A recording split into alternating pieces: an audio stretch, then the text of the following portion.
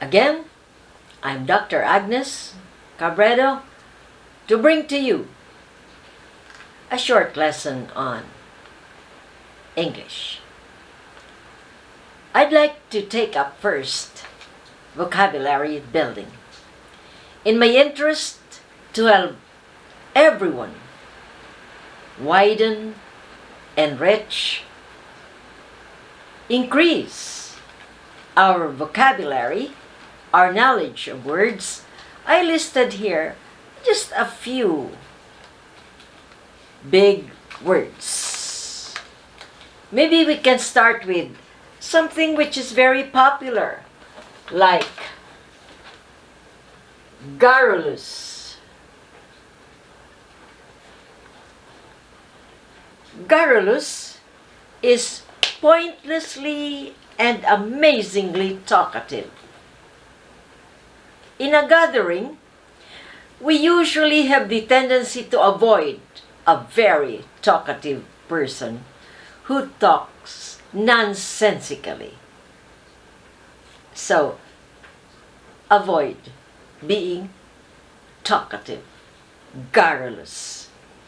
After all, no one shows interest at the comment or at the words of a garrulous guest in a party. So avoid being garrulous. Next is aficionado. Aficionado. Aficionado is a person who is dedicated. You might say a fanatic or a devotee. He likes, he knows, and appreciates a usually ordinary event. So an aficionado is an intense lover, somebody who gives deep attention and interest to something, to a person, to a place, or to a thing. Like, he is an aficionado of sci-fi series who has seen all the movies several times. So, he can do a thing repeatedly because of his being aficionado.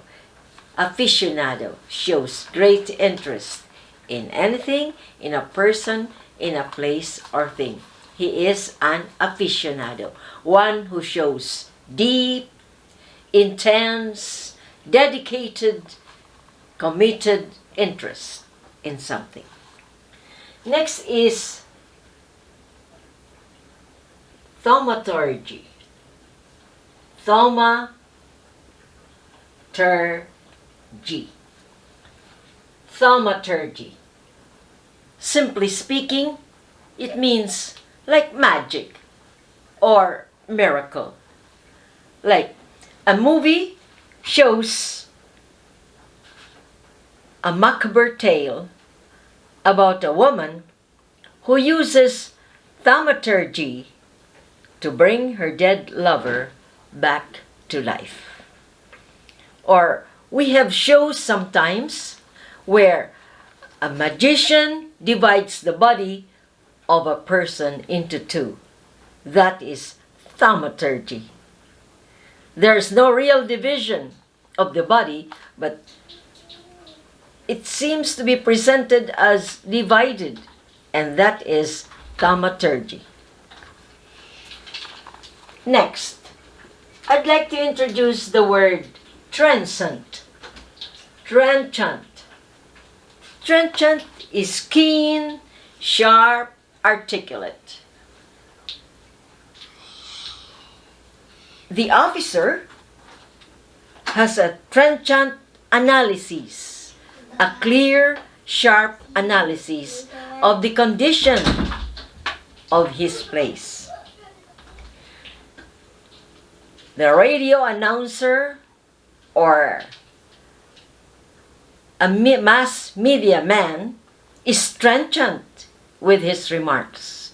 meaning he is sharp, he is clear, and he is articulate about his comments. So the officer has a transient view of his current condition in the country. Okay? Clear, accurate.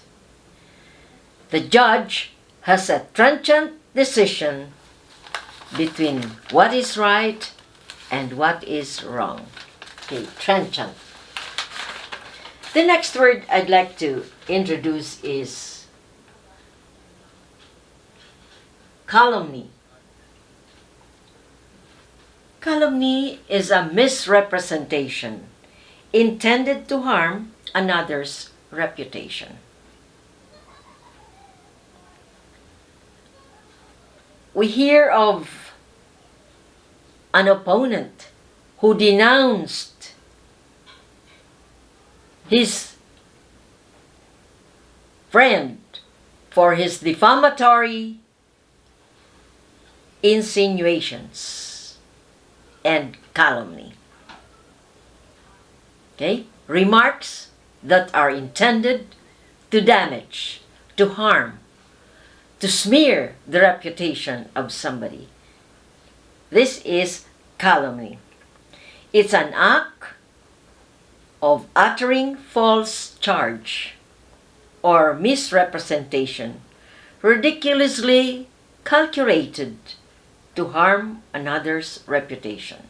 So calumny is not an admirable remark.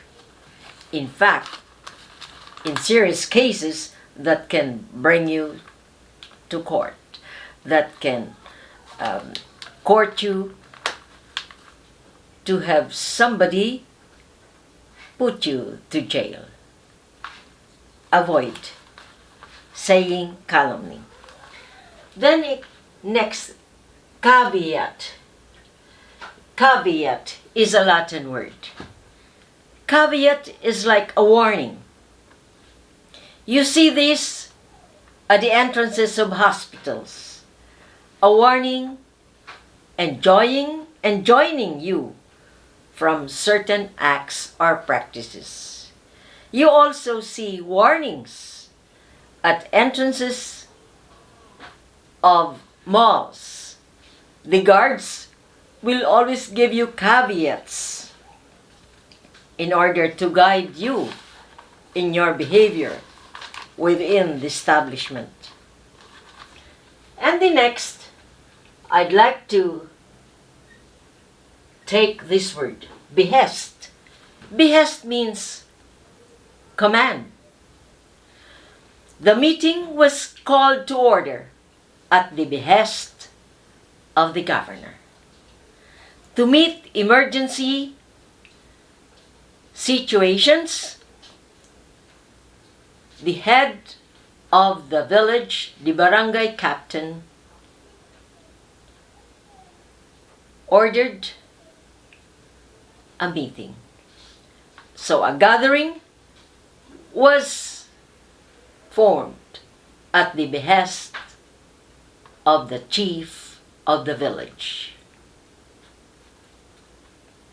I hope these little words will contribute in a way to widening our interest to the meaning and immediate application of these words.